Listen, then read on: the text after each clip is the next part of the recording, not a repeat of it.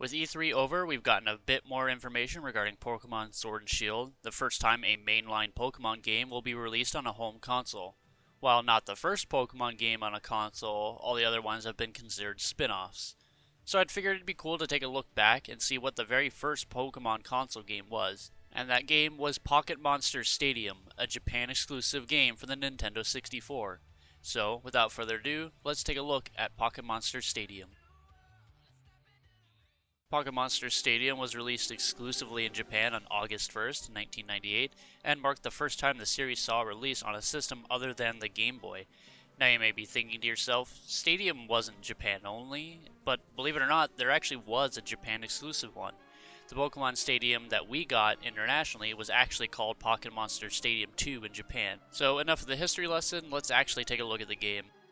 Upon turning on the game, you'll see a message coming up informing you that a Game Boy game isn't detected. Yep, just like the games that follow it, this game also makes use of the Nintendo 64 Transfer Pack, along with all the Japanese Generation 1 games. Without having one plugged in, you'll lose access to most of the features in the game.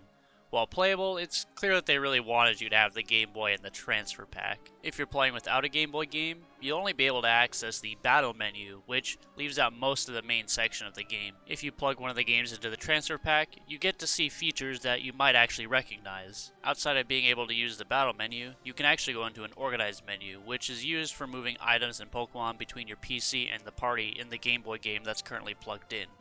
You can view your Pokemon stats in the List menu. Yep, stats, that's basically all it does. You can get a view of a 3D model of the Pokemon on your Game Boy game using the Pokédex menu. Now, this will actually come up a bit later. Just like in later games, you can also use your own Pokemon to battle in game and set up your team using the Register menu. You can also examine the current party using the Party menu. And finally, you'll have access to the GB menu, which later games became the GB Tower. Here you can just play the Game Boy games that are plugged into the Transfer Pack by using the TV as the screen. If you play the later games, this is basically nothing new. Almost all of these options would later become condensed into a single location in the later games, just as Oak's Lab. And now for the main part of the game, the Battle menu. Here you can choose to either do a free battle against another person or just a computer. The other option is Tournament Battle.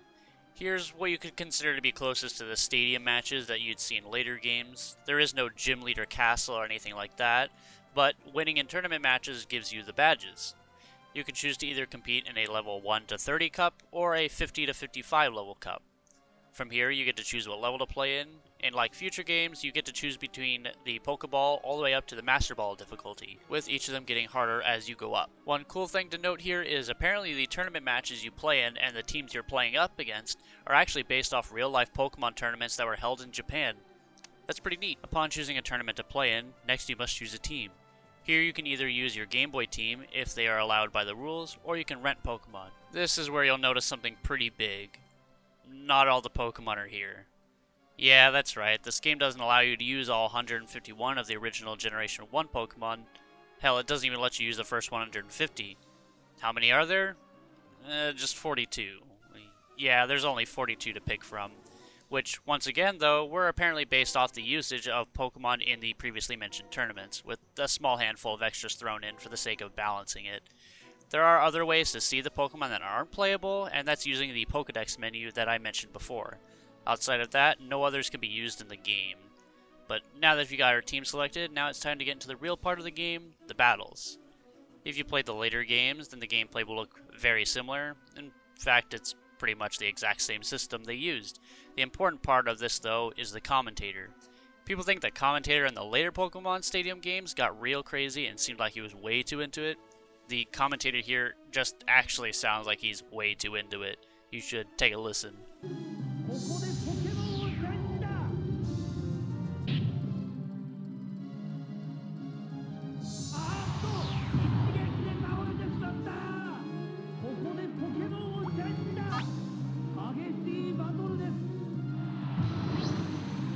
So you play and win the tournament matches to gain badges. After you collect all the badges, then you're awarded the cup.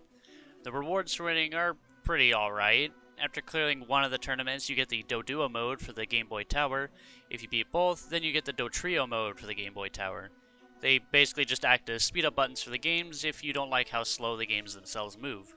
One cool reward, though, is if you win the level 1 to 30 Master Cup tournament, then you're able to teach a Pikachu in one of the Game Boy games the move Surf.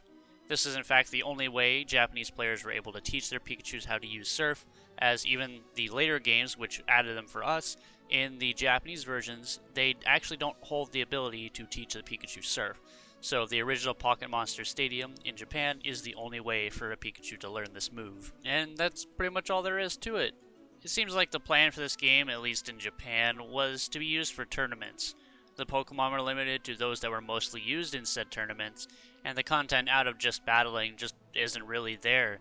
There isn't too much to do outside of just battle, and even when you do everything, there really isn't too much that you get from doing it.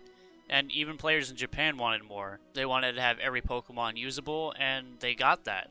And so did the rest of the world, as Pocket Monster Stadium 2 would go on to be released worldwide as Pokemon Stadium. I wouldn't really call it a shame that we didn't get this game, as I'm sure people would be turned off by the sheer lack of content, things to do, and the amount of Pokemon that are playable.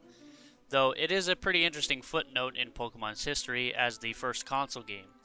There's no reason to pick up this game unless you're a collector. If you aren't, you might as well just go get Stadium 1 or 2, because they have a whole lot more to do and are just more fun in general. I pretty much only own it as a collector's piece. But thank goodness Game Freak would later go on to include all the Pokemon, because what's the fun of having a Pokemon game if it doesn't even have all the Pokemon? Right?